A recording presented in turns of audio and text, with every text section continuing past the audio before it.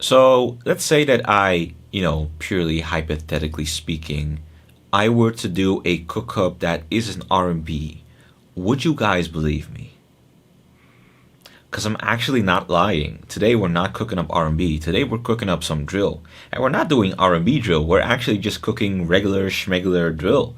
So, I mean, if you still don't believe me at this point, you are very much free to follow me into FL Studio, where I'm going to break down a sample that I made, and you can just watch me make, a drill beat.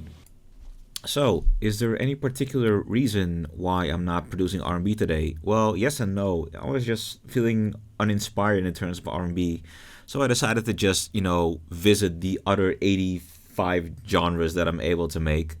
That's the benefit of being a diverse beat maker. So I decided to dabble in a little bit of drill today. Not R&B drill, but actual genuine drill, like hard drill. So let's go and break down the sample that I got. So the sample that I got, I made it from scratch. I make most of my samples from scratch. If I use anybody else's loops, it's pretty rare. I'm not opposed to it, but I just like using my own stuff more. So I took out the grandeur, which comes with complete and contact. Made this chord progression. I layered it with cloud supply, basically the same chords.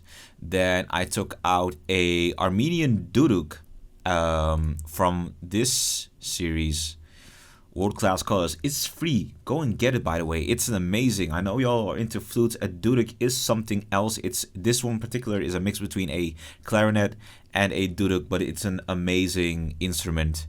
And then I layered it with a instance of arcade that plays a synth, which the melody is amazing, and another instance of arcade that plays an oud.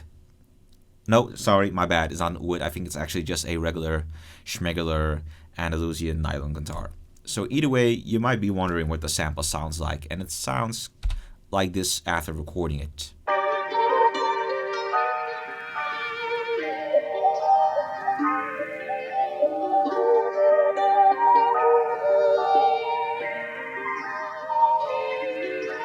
So of course, after recording it, I did pitch it up like about 600 cents.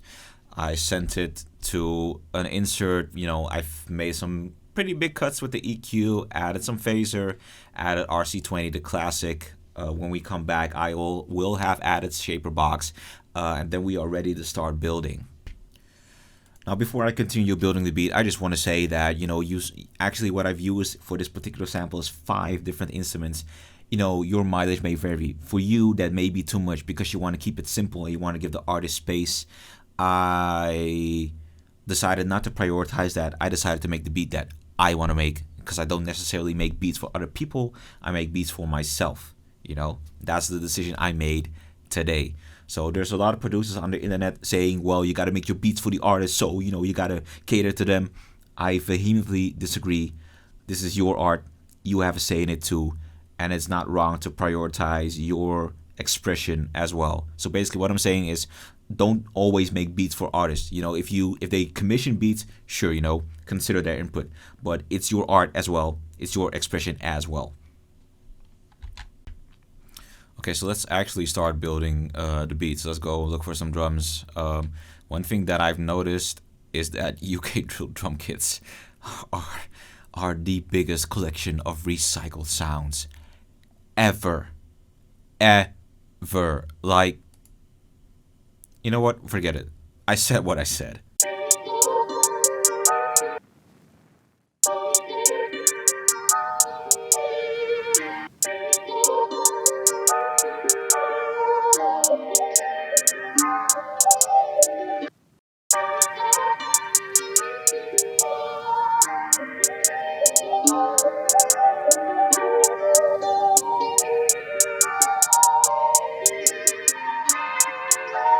Oh man, and I'm definitely down with rim shots in my UK drill beats. I'm actually starting to preferring rim shots to regular snares, and drill has a couple of amazing snares. I've got a couple of amazing snares in these kits, but a rim shot, I don't know about it, man. It just hits different to me. So let's get a rim shot.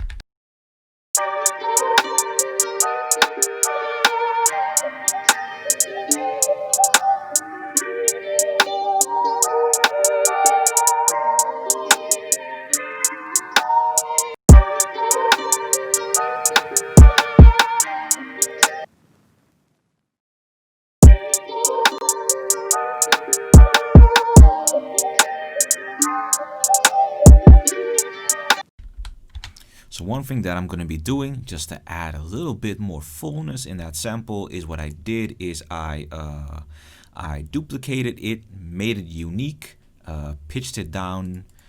At least I'm going to pitch it down the appropriate amount. Then drag it into the playlist. Hold on, slow your roll, buddy. And perhaps I'm going to send it to a different channel because I want to process it differently.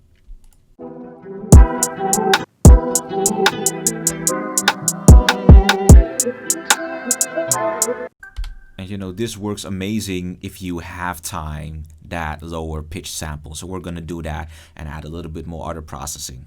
We are building, people. We are building.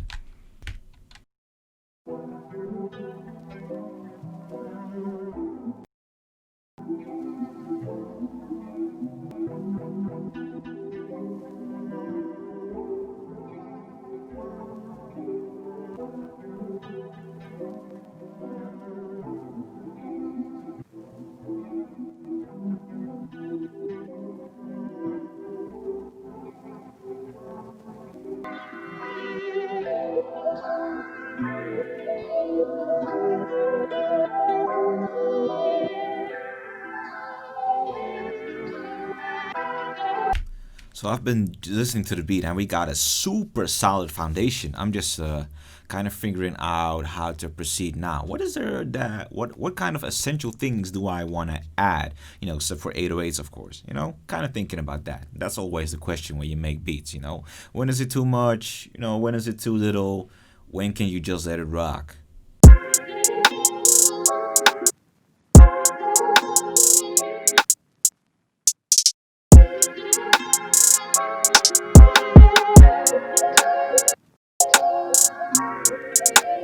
Hey, good folks, one important tip that I definitely want to give you about drill beats is add some swing to it. Drill drum beats are defined by them being hard-hitted, but also by their swing. And what I mean by swing is that you don't have the snare always hitting on the second beat or the fourth beat. You know, it's them in-betweens, you know. You get that 1, 2, 3, 4, that, you know, them 16th note patterns. You want to be experimenting. You want to be creative, you know. Let go of everything you know about the kick on the 1, the snare on the 2. Forget about all that. Experiment. Create that drum bounce. Create that drum bounce. Also, the final tip that I want to give you, you know, when you're making your drill drum beats, try to create your own fills. You know, that little, you know, you hear it on Gotti, especially, you know, and that's the first example I can think of. But actually what they did when they made that amazing beats, they added a little drum fill at the end of each drum pattern. Experiment with that too. Okay, let's just go and add some, let's go add some seasoning.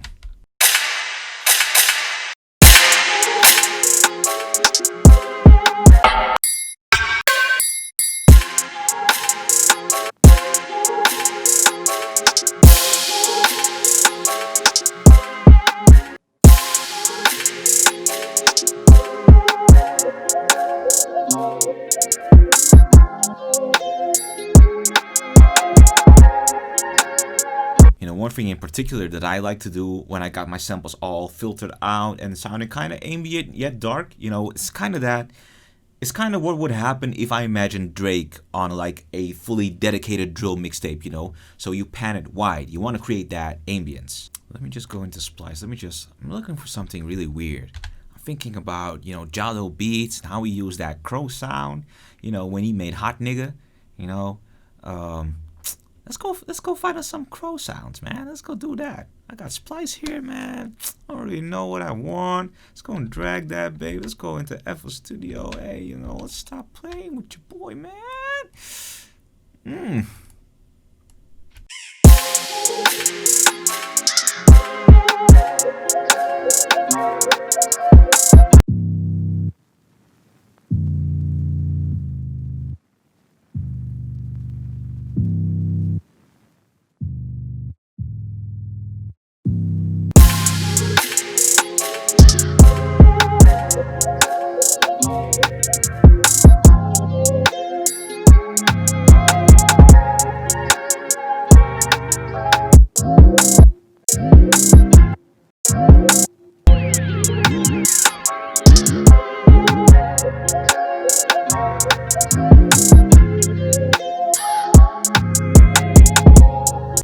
Another tip I just want to give you guys, if you're making drum beats and you don't want your drums to feel like disjointed in terms of volume, use a drum bus and add a nice little bus compressor.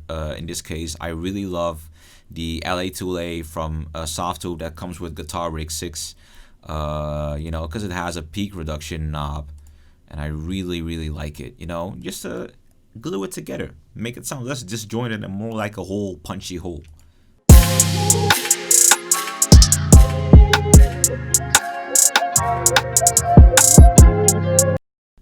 I've easily been sitting here for about 5 minutes just wondering to myself, what is it that I still want to add to this beat? And I'm just going to try something. I'm going to add one of my... I think I say this a lot. I think that a lot of things are my favorite, but this is genuinely my favorite. One of my favorite kits in arcades to use for like more ominous vocals, and that is distant voices. But first I'm going to route all of my perks and effects to one particular channel, for the sake of keeping things in order, because I can't stand things out of order. So either way, distant voices. I've been using it in a lot of my drill beats. It makes that sample, especially those Indian vocal patches. They have something magical. There's something absolutely magical, celestial, ethereal, otherworldly to them. And I'm trying to see where they are. I don't really like this new layout. I don't see what's what. I don't see what instruments are in the patch. All right. I got this kit right over here. Devotion. I think I have set it in the right key because I did transpose the original sample. Let's try and build. Let's try and do something.